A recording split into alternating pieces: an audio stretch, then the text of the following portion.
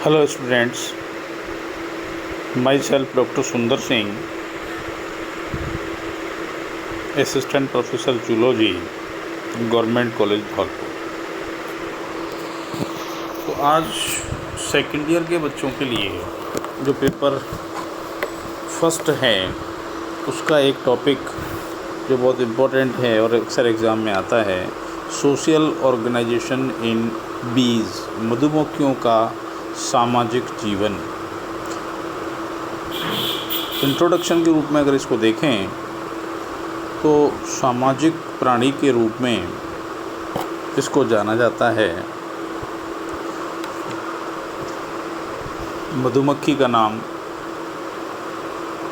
बहुत सहजता से लिया जा सकता है, जिसकी मूल विशेषता काइटिन का बना हुआ बाह्य कंकाल और संधि युक्त उपांग पाए जाते हैं। वर्ग इंसेक्टा में उनकी गिनती होती है क्योंकि इनमें 3 पेयर्ड लेग मिलते हैं, इसलिए ये इंसेक्टा के जंतु कहलाते हैं। और गण हाइमेनोप्टेरा में रखी गई हैं। 2000 प्रकार की मधुमक्खियाँ होती हैं, जिनमें से 7 प्रकार की मधुमक्खियाँ का अध्ययन बहुत अच्छी तरह से होता है और इनकी फैमिली एपिडी होती है। मधुमक्खी में एक इम्पोर्टेंट फैक्टर होता है जिसको अपन पॉलीमॉर्फिज्म कहते हैं, बहुरूपता पाई जाती है। इनमें 3 जातियां होती हैं। पहली है नर यानी कि ड्रोन। इसमें नर हैप्लॉइड होते हैं, परंतु मधुमक्खी के छत्ते में इनकी संख्या बहुत कम होती है। इनका एकमात्र कार्य होता है कि मादा को अधिकतम शुक्राणु उपलब्ध कराना, यानी कि शुक्राणुओं की सप्लाई या अवेलेबिलिटी सुनिश्चित करना इनका मेन वर्क होता है, मुख्य कार्य होता है, जो कि निषेचन में काम आते हैं। इसलिए ये सारे वृंदन से पहले ही उत्पन्न होते हैं। वृंदन एक प्रक्रिया है जो रिप्रोडक्शन के दौरान होती है। जब भोजन की कमी आती है और फूलों में मकरंद समाप्त होने लगता है तो नरों को छत्ते में से बाहर निकाल दिया जाता है। वृंदन के समय कामद उड़ान होती है और उसके तुरंत बाद नर की मृत्यु हो जाती है। यानी एक ये विचित्र स्थिति है कि कामद उड़ान के बाद इनकी मृत्यु हो जाती है, यानी कि इनके जो पंख होते हैं वो गिर जाते हैं एक्चुअली और इनकी मृत्यु हो जाती है।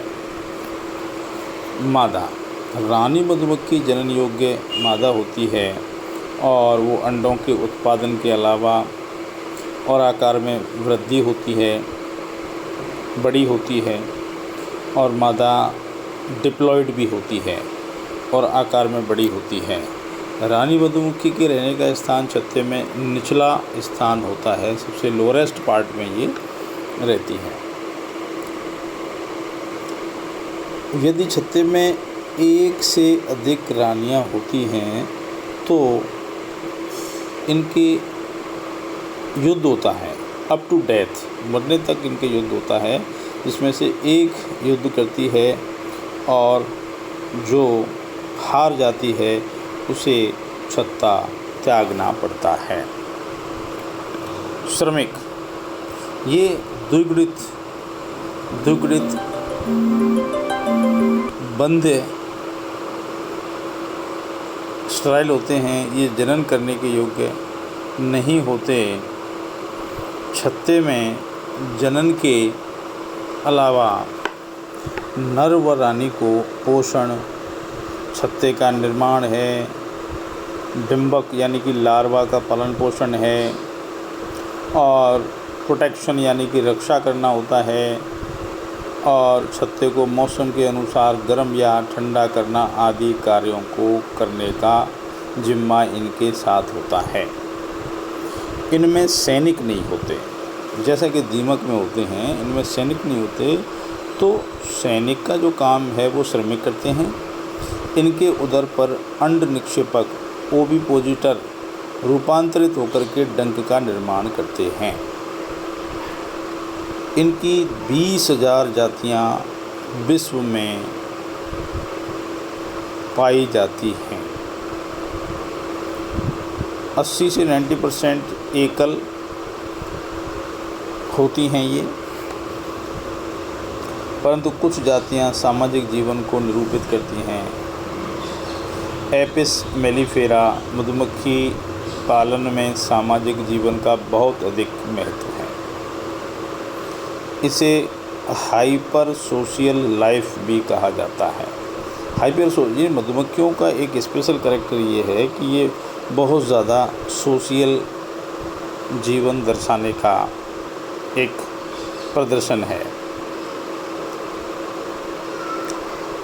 और अपना छत्ता स्वयं नहीं बना सकती, अतः छत्ता बनाने का काम श्रमिक करते हैं।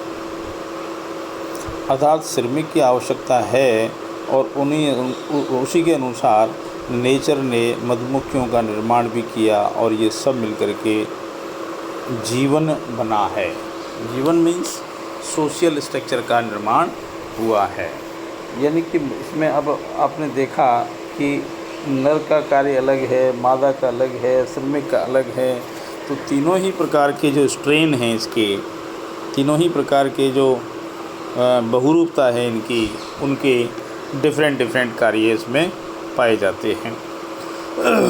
तो अब इसके रिप्रोडक्शन की बात देखें या इनका जो जीवन का स्टाइल है या जीवन में डिप्लॉयड हैप्लॉयड का जो एक प्रकार है वो कैसे है। क्वीन और ड्रोन, इनका निषेचन होगा, यानी कि ड्रोन अंडे स्पर्म उपलब्ध कराएगा।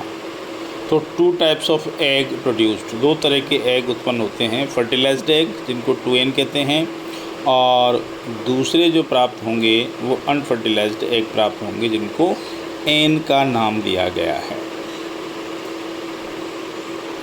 तो फर्टिलाइज्ड एग से फीमेल बनेंगे जो 2N होते हैं, और फीमेल हमेशा रॉयल जेली का सेवन करते हैं, और ये फर्टाइल फीमेल होते हैं जिनको क्वीन कहा जाता है। और बीज ब्रेड जो लेते हैं, बीज ब्रेड एक भोजन का प्रकार है, वो अगर लेते हैं तो स्टराइल फीमेल बनते हैं जिनको वर्कर्स कहा जाता है।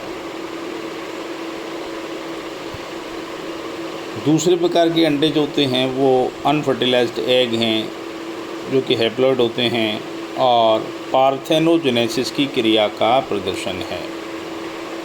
पार्थेनोजेनेसिस माने बिना निषेचन के जीवों का उत्पन्न होना। इनमें मेल्स जो होते हैं N होते हैं, और बीज ब्रेड ये भी सेवन करते हैं जिससे ड्रोन्स का निर्माण होता है। ड्रोन्स माने होता है फर्टाइल मेल्स। फर्टाइल मेल्स, तो फर्टाइल जो मेल होते हैं वो बीज ब्रेड का सेवन करते हैं। इस प्रकार हमने देखा कि एक प्रकार के जीव में 3 तरह के प्राणी उत्पन्न हो जाते हैं। तो एक सामान्य घटना नहीं है, एक असामान्य घटना है, और पार्थेनोजेनेसिस भी इसके साथ इंटरकनेक्ट है, जिसमें बिना निषेचन के कोई जीव उत्पन्न हो तो इसका सर्वोत्तम उदाहरण मधुमक्खी को ही माना जाता है, और ये हैप्लॉयड होते हैं। तो आपने ये देखा कि हैप्लॉयड और डिप्लॉयड दोनों प्रकार के जीव इसमें होते हैं। तो जब भी डिप्लॉयड की बात चलेगी इसमें, तो वो निश्चित रूप से फीमेल्स होंगे, और फीमेल्स में भी ये 2 तरह के होंगे, स्टराइल और फर्टाइल, यानी जनन उत्पन्न करने योग्य और बिना जनन करने योग्य, ये प्रकार के होंगे। जनन करने योग्य जो होते हैं वो क्वीन कहलाती हैं, और जनन के बिना जो होते हैं वो वर्कर्स कहलाते हैं, यानी कि वो जनन का कार्य नहीं कर सकते। ड्रोन्स जो होते हैं वो फर्टाइल होते हैं, मेल्स होते हैं, जो कि पार्थेनोजेनेसिस की क्रिया के द्वारा इनका निर्माण किया जाता है। Thank you.